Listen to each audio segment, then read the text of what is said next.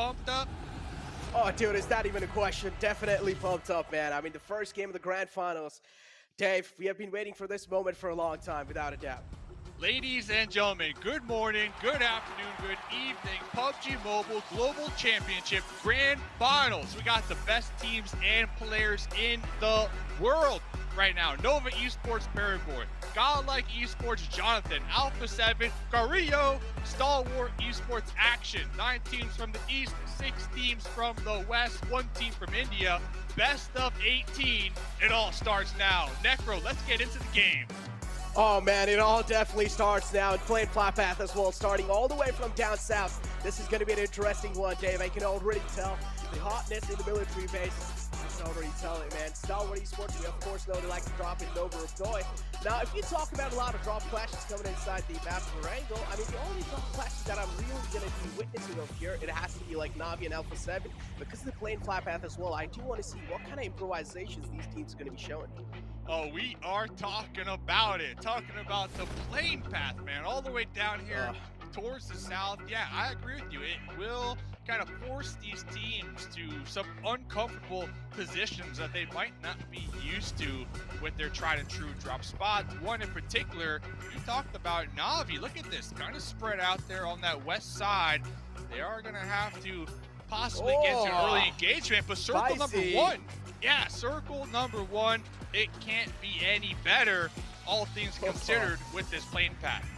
Oh, dude, a complete southern circle. That means teams like Stalwart Esports, they're going to be favored here big time, including Infinity and Navi as well. Now, if you talk about improvisations, Navi, I mean, if you've never seen them drop over there, Dave, like, what are your thoughts on that?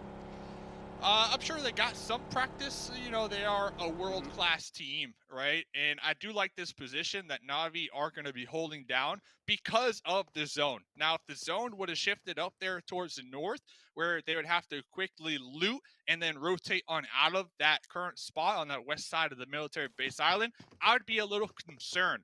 But now, I feel like they have quite the advantage because they can get that loot, and they could possibly, Necro, set up a beautiful bridge camp out there on that west bridge and possibly get some early game elim points here, which could, you know, do wonders for them. Oh, dude, that's definitely going to be doing a lot of wonders, especially trying to hold off a team like STE that's going to be trying to make it in on the left side of the bridge. That's going to be quite interesting. Now, if you talk about rocket starts, you know, if you talk about boosters on the overall rankings, you've only got 3 days to work with, 6 games each day. And now, if you talk about booster starts, HTC has to be one of those teams that are really good in those couple of initial days. But if you talk about some good things, some good shots kind of taken on himself and 4 rivals, not really looking that great for now. One man taken down quite low, and he's also getting pushed on by CC. Yeah, looks like we got a classic 2v1 here. 4 rivals about to lose one. Oh, make that a 3v1. Oh, I shot pulling up with that UMP. Looking to get, I believe this is the first elim of the tournament. So there we go. The match has officially started here, Necro. The first blood, man. The first blood. Not going to be happy after that one. 4 rivals. They're definitely going to be having a little bit of sad aura on their team, but it's fine. They still have 3 players to work with them. We've seen in the past as well. Sometimes the trio can make a lot of things happen, Dave. Yeah, and right there, the PMGC token, like Jason mentioned, we're going to hit 1 million viewers, and everybody going to be getting them nice, juicy rewards. Now, getting back to the game, we got Fenerbahce.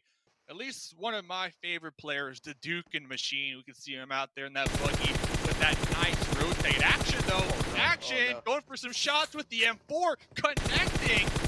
And keep in mind, connecting on a moving motorcycle. Action has to be one of my favorite players also from Stalwart. One of the strongest players, in my opinion. We saw them from their respective region, able to get a ton of elim points and put in a ton of damage. I really like Action and Top. That duo right there is definitely a duo to keep your eye on this tournament.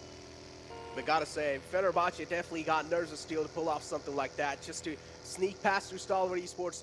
noses like that, oh, that's a bold move, and that's going to be paying off quite well in the future as well. And now, if you talk about Stalwart Esports, man, I've got a huge history behind this team.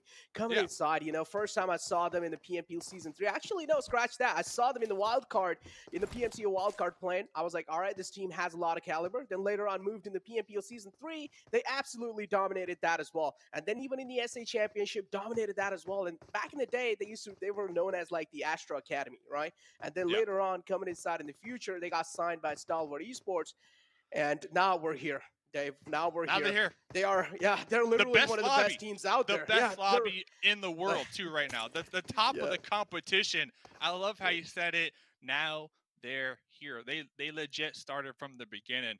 And another kind of interesting kind of note about Stalwart in particular, just looking at the East League, they were, if not one of the most consistent teams when it comes to Erangel. Now, I'm bringing that up because we only got 18 games. Okay, hear me out. True. We only got 18 games.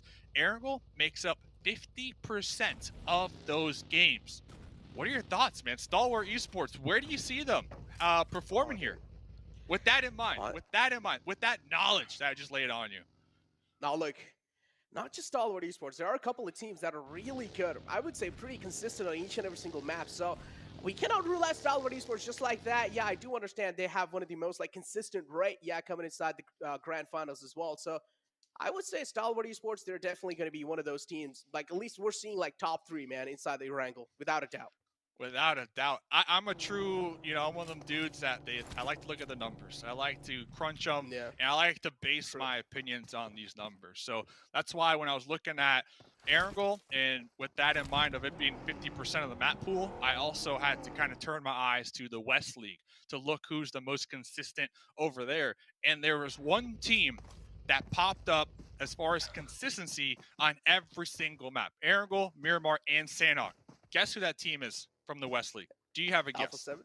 Alpha 7? Alpha 7, yes. Alpha 7 were, if not the most consistent team from the West League here. And I gotta say, 7 from the desk picked them not only because they have a 7 in their name, but 7 knows for a fact that this team is definitely going to be giving it their all here in this lobby, along with all the other squads, of course. But if I had to pick, this is where I was going with this. If I had to pick a team as well, it's going to be up there at the top. The Mustache Dave pick has to be Alpha 7. And hey, we also got to talk about the team from India, man. Godlike. Now, let's sesh them out on this. I'm pretty sure the analyst desk did a really good job on pretty much, just taking out the history for how long it has been. They haven't really, been in this kind of a competition. So, I mean, I do understand it's going to be, a huge change in the pace as well for Godlike. So, what do you think so, man? Is the adaptive nature going to kick in right now? Or is it going to be, maybe tomorrow? So, Godlike might not have a lot of time to really, hone down, practice, get comfortable. So, I think it's not going to hurt them too much because I feel like a lot of teams have the same nerves, right, coming into the day. And we can kind of see it. They're playing a little slower. They're not all just rushing to a spot, somewhat center, especially the teams up north. They're taking their time to rotate. They're just waiting to see where this next zone goes. So I think Godlike can kind of play that into their advantage, right? They know for a fact other teams are going to be playing slow, trying to get a little loose, a little comfortable. And I think day one, if I'm Godlike, I'm just looking for consistency. And what I mean by that is, constant placement points every single game with a couple elim points, right? Just get a good foothold on the overall leaderboard so that day 2 and 3, you can really run with it. Yeah, but from what I saw in the BGIs, Dave, is that Godlike is one of those teams that is really kill hungry, right? They go for those kills. They're kind of like an aggressive team, which is understandable. But yeah, as you mentioned over here, consistency is what really matters, and you need to go for those placement points as well. Just kills points isn't going to seal it. You need those placement points as well to try and make your mark on top of the leaderboard. But yeah, we also do have the next circle shifting in, and I do really like Fenerbahce's position. Fenerbahce. Straight chilling out there. We also got Furious Gaming making the swim. S2G are going to be braving it to send it across this bridge.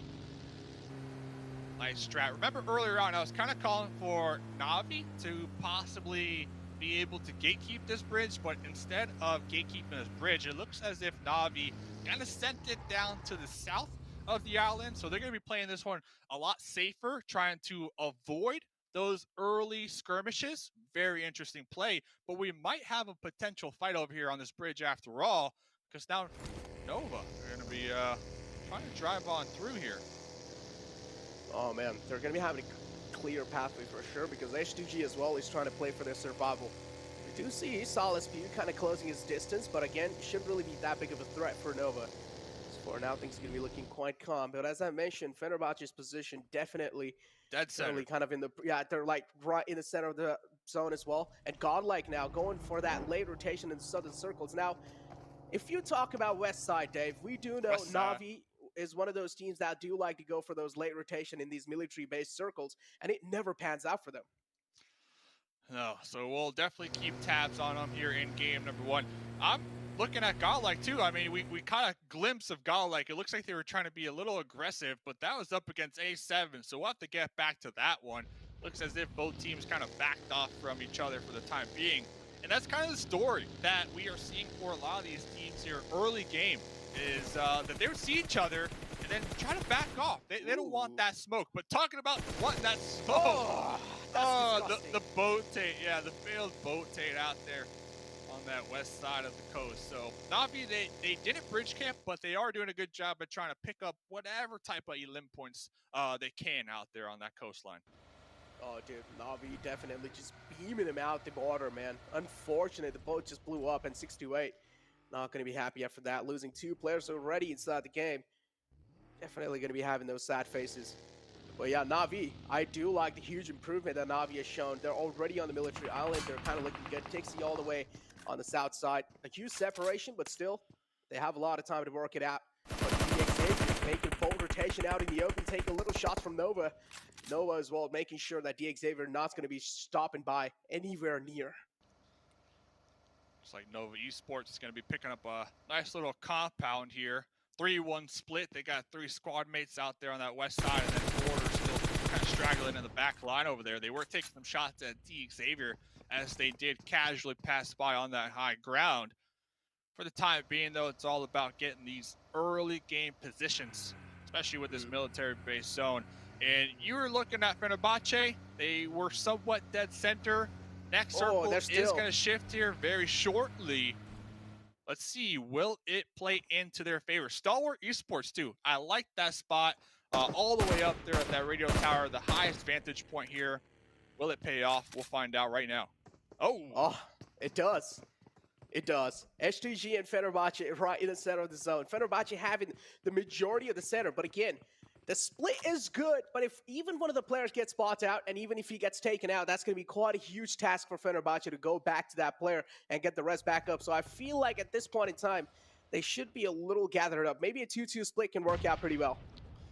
Juan out here trying to defend here on the cliff lines. Team Secret looking like they're going to pull up. So far, it's a 2-2 split, but the other 2 squad mates in the back lines trying to group up. Buy shots, though. Mini in hand, applying that pressure. Here we go. First fight, first 4v4 of the game. Oh, here we go. A kill already found. Jumper being taken out. Instantly gets confirmed as well. Fredo has a little bit of disadvantage with that low crowning. He gets taken out as well. And now shots. Oh, he's taking some shots from the left side. He needs to watch out because Junie has a huge advantage. Also with that high crowning, shots doesn't really have a good positioning. Just has that wiggle to work with and gets blown to smithereens. Just like that now, he's been taken out of the game. And that's going to be it for Team Secret. Wow. Eliminated, Dave. The first team to get eliminated in the first game. Wow. Yep. My Damwon, too. One of the teams definitely showing up here from their region, cashing out, looking to continue trucking along with that momentum. And we were looking at Godlike a couple moments ago as they were crashing out there in the distance. Looks like Alpha 7 might have caught a whiff of a squad back here. They're going to be setting their flag right now on the beaches in the terrain. They are looking to just stay back here and get these elim points. Looks like they'll be camping this one out. Oh, they have to. Because, I mean, A7 clearly knows that they have the prime positioning inside this fight. They can just try and hold up Godlike. But that's a beautiful knockout found in the A7 involved. 4 rivals just making that rotation. They were like, all right, this is our right moment to go in. And they just sneak past through Alpha 7. Alpha 7 with that knock being found kind of bought enough time for Godlike to make that push happen. And here we do have Clutch God as well falling down in that push. Wow, Carrillo, what a great anchor position. They were in the back lines, pretty much playing oversight of their 3 squad mates that were pushed ahead, and it looks like it paid off. But let's see, though. Jonathan went for that wide rotate. Now he's going to be inside the smokes, looking to toss this grenade, looking to get a couple confirms. Oh! Kaboom! Goes Jonathan right there with the double. Oh, that's filthy. That's disgusting. Both the teams have 3 players knocked out, but unfortunately, Godlike, they're only left with 1 man standing. Same thing goes with Alpha 7. But now Jonathan gets Neo back up on his feet. That's going to be a sigh of relief for him. Godlike now. Jonathan especially looking to confirm the kill and trying to take out the final man as well. That's going to be his main goal. But guess what? The reply comes in through from the side of Carrillo. Carrillo as well is one of those players. He's one of the best out there. You can't just challenge him like that. Yeah, Carrillo is in the back line, though. So best case scenario for Carrillo, try to avoid the sight lines and just survive at this point. They do not want to get taken out right here, right now, because a 14th position in Game 1 would net them 0 points. And that is not how Alpha 7 want to start this. But huge props to Jonathan right there. That double grenade definitely turned the tides for Godlike. Oh, that did. That was a disgusting night, without a doubt. H2G. 7 just kind of driving off the compound, didn't realize it's already being occupied by Fenerbahce. So not interested in taking it. Fenerbahce doing a good job. Rebellion as well, trying to secure the vehicle, just making sure the tires aren't being popped off, but gets shot from the back. And here comes the push from Nextria. There's a huge charge in, and Fenerbahce seems like they're crumbling down slowly and steadily. 2 players already being knocked out. Nextria have 2 players knocked out as well on their side.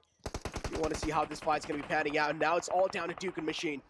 It's up to the Duke and Machine, the Duke and Master with the grenade, trying to get that to that little window.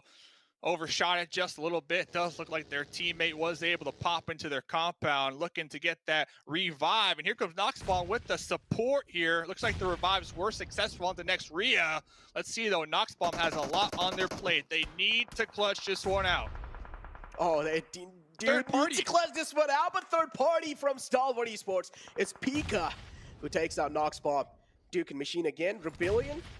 These 2 players are alive. Duke and Machine, we do know what this man is capable of. He can pull off some insane clutches, but again, he's kind of like that man who likes to stay as squad as possible, but that beautiful nade is going to be taken out. Rebellion is also getting burnt down with that Molotov. That's not a good sign for Fenerbahce. Things are slipping out of their hands. Yeah, next Rio, they were able to get the full reset over here. 4 squad mates up, pretty solid compound. This building, this area, dead center. Let's see, Duke and Machine back against the wall, getting collapsed in on right now. UMP in hand, no chance. That drop shot. No chance right there. Next Rio, taking that compound from Fenerbahce. Uzi is just too good in those close range. Just an absolute shredder. That drop shot as well, just in the mix. Oh, it's just kind of like a sprinkle of salt on top of it. But yeah, now we have Nigma Galaxy, another one of those teams that I have definitely eyeing out for. Nova as well, having pretty decent positioning inside here. Hamoudi in the front lines of Nova. King and Powerboy just trying to hold him off at bay. Really do enjoy what Nova Esports have been doing this whole game with these splits here. So now they're going to be separated for the time being. But Don1 still out here just destroying the edge right now of the play zone, hugging it. 5 elim points so far this game here. Necro, talk about starting strong. That's exactly what they are doing. And if I'm not mistaken, that's pretty much the same story that they did during the East Final Championships. They started early with a chicken dinner and 19 elim points over there in those finals. And from there, they just maintained it. So if they can get that same start here, not one, we might be looking at a possible championship top 5 team. Oh man, the next circle shift's going to be just such a huge thing, right? It's going to be moving out in the open. Trust me, it is, and yes, it does. And now the only teams are in. They have a couple of components on their name, but they're the only going to be the lucky ones. Don1 Gaming seems like they're just getting absolutely demolished by Na'Vi because Na'Vi has huge high ground. With the high ground, they have also gotten a huge advantage over Don1 Gaming. So Don1 Gaming, they will need to try and take care of Na'Vi if they want to make it out of this tricky situation. And for that, they will need to find another knockout. That will buy them enough time, but the nade from Tixi will keep Sung down. Ooh, they need to clean this one up quick, too, if you are Don1, because you are about to be pinched from Nova East Esports from behind. So hopefully they have their head on a swivel and they don't just get sandwiched here. Oh man, Dixie still just looking to inflict pain, and I do also see Nova kind of closing their distance onto them. And yes, Nova is looking to third party this entire situation. Paraboy in the front has a nade cooked up, and this nade might just be $1 million nade, but no, instead it was a little underhand. Just kind of understandable. Did not really make it up to the mark. 4 still knocked down for Dominant Gaming, including Junie. Fabian, I can just imagine this man's nerves right now. They're probably rattling, and just like that, Dominant Gaming as well get eliminated. Done. And Na'Vi, they do have the high ground, but they also have that little dip in the terrain up there that's really helping them keep their sight lines low from Stalwart in the back line. But after that one push, they were able to get a couple elim points, and they started to pull back because they recognize that there is another threat downhill. And that little dip that I was just talking about, it might be their demise actually, because Stalwart, they reposition, and now they have sight lines on that dip. So Na'Vi, nowhere to go. Oh, Na'Vi, definitely nowhere to go. They did get themselves a decent amount of elim points, if I'm not wrong, from that previous fight, but still, now, because the circle moves out in the open, they will have to move from cover to cover, and just like that, not enough cover, indeed, and Nova going to be catching a little glimpse of Na'Vi. Xavier as well, if I'm not wrong, it's just going to be it. He's trying to just survive for as long as possible with those meds, but not going to be able to make it for that long. Mela gets his game spot from the back, and it's going to be Xavier who does that. See ya. See ya. 7 teams to go. Nova Esports, we can see right there, 7 elim points. Stalwart Esports, 6 elim points. So Nova, they've been playing that west side. Stalwart Esports have been playing that east side of these zones. They're about to meet here very shortly. I do see Top, I do see King kind of up close and personal with each other. But right now, the main focus has to be this next circle. Where will it go? Who will be favored? I'm looking at next Rio. They got a compound. Will it be favored? If so, they're going to have a huge advantage. Oh, man, but still the circle out in the open like that. And now favoring next Rio as well. Kind of favoring, not really. They're kind of like on the edge of the zone, but still they have the only compound inside the zone as well. So next Rio, they are going to be having huge side relief after that zone shift. But Noah, do you realize there's a team in the front? Need to watch out because it's Stalwart Esports as well. It's not just any other team. One of the best teams out there. Noah as well. We can't really underestimate them for sure. So this is going to be definitely a clash of titans. Chilling. Down there in the bottom right-hand corner. Chilling. Talk about snaking it to make it. Talk about looking for them placement points here. Oh, I hope this pays off for him. But one of the main just fights... taking a nap. Just taking a nap. Yeah, dude. One of the main fights. We got 2 main fights, actually. You got Nova Esports Stalwart up there towards the north. And now S2G crashing next Ria's compound. Oh, dude. They do realize the prime compound. And S2G is one of those teams that will not back out without a fight. Oh, I thought this nade might just do it. Yes, it does. Confirms the elim. That's going to be a huge thing for them next Ria. Still having the prime positioning inside this fight. And S2G having all the disadvantage in the world. This nade might be good. Oh, did not really make it to the mark. What a call, though, from next Ria to be able to decide to take this compound towards that mid-game. They snatched it away from Fenerbahce, now in this next zone, but they will have to defend it from 2 sides now because here comes Furious pulling up. Oh, dude, Furious Gaming as well. It seems like they want a little bit of piece of compound. So they as well is just going to be charging in. Next Ria trying their best to defend this from 2 teams. S2G and Furious Gaming now. Next Ria. They are one of those teams that are pretty good as well, so we cannot underestimate them for sure. But S2G realizing the same fact, and now they're also trying to push in a little bit more. This means next 3 are getting sandwiched, Dave. S2G, they play this one so slow, so methodical. They recognize the push from the opposite end from Furious, and that was the time that they decided to make the collapse. And now it looks as if they might come on top because Yakita really low in the health department. Below 50% HP, looking to pop one of these heals. But look at this, S2G, they're actually going to use this time to get a revive. So they're going to have 3 up here late game. That's huge. Oh, he also lobbed in the native side of the shack. That means Hita will have to move out, and he does. Confirming the elimination as well. Next Ria now eliminated out the game. Only top 3 teams left, Dave. Oh my god, I can already feel my adrenaline rush over here. Look who's still alive from Enigma Galaxy, by the way. Look who's still alive, getting those placement points. Third place, 10 points confirmed. So that is huge, considering they have no elim points. But Stalwart, 11. Circle shift. Listen, 11 elim points, okay? And now the circle shift, so they have that north to kind of play with and move around. Meanwhile, S2G, they're going to be locked behind these walls, so it's going to be a challenge for them to push out. And not only that, look at Stalwart. They're 2-2 split. They got 2 on the high ground, 2 in this dip, up close and personal. Looks like they'll be pulling back action here. They recognize their advantage, but 3 teams to go, Necro. Yeah, I do like what Stalwart Esports is trying to do with your action. Of course, the man who likes to play on the front foot, and the rest 3 players are going to be on the back on the high ground. That means they're going to be having so much visual info to work with, as Stalwart Esports are just simply going to dominate it the way they're playing. If they don't make any rookie mistakes, without a doubt, Stalwart Esports will dominate this final zone. But H2G as well, they have 3 players alive. Now, I like how you put an action in the front line, kind of that Terminator, that one that seals the deal, has their teammates above them playing oversight, making sure that they stay alive. And now it looks like they're going to be setting top down here, so they're going to be working in tandem. Timber was connected on Silas behind the tree. Oh, it all comes down to this for game number 1. Oh, it all does come down to this. Every single player sweating inside the lobby.